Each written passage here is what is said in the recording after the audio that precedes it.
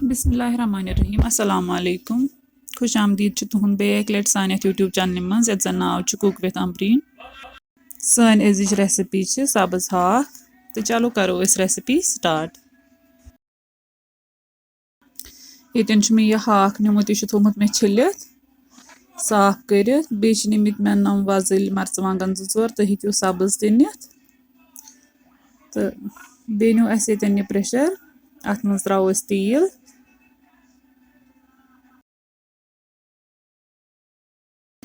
तेलस यु क्राट नेर तो त्रो अत मज रोहन पेस्ट तो करो रोहन पेस्ट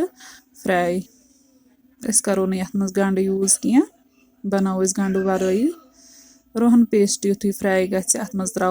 आब तो त्रोस कह मसाल मसालन मज अत ज्यादा मसाल त्रावन कह कम मसाल त्रावन त्रो वजल मरचवांगन सोबुत निमित यम त्रो अथ मज बे त्रो लिद्र चमचे बदियान चमचे तो नून चमचे मसाल अत मज त्रत करो यम फ्राई यम मसाल तोतामत योतामत आब त्रो अत योतान यह ड्राई गछ तोतान करो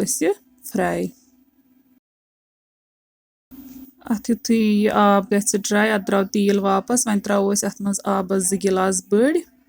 अत त्रोन तमे आब ये हाक निमुत आब युथु अत मज त्रो तो करो वेट तोतामत योतामत अत यह ग्रेक यह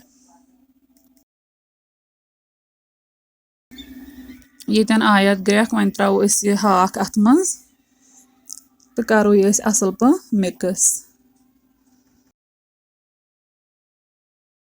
वन ग्रेकनो यह ठंड यल थ 10-12 मिनट तामत तो 10-12 मिनट गसित थो अत पत ढक्कन बंद तो दिमो अत 5 to 6 स्टीम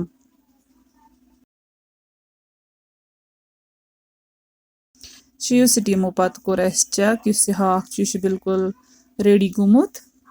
अथ सन रेसिपी ये अन तह अगर सन अजिच रेसिपी पसंद आम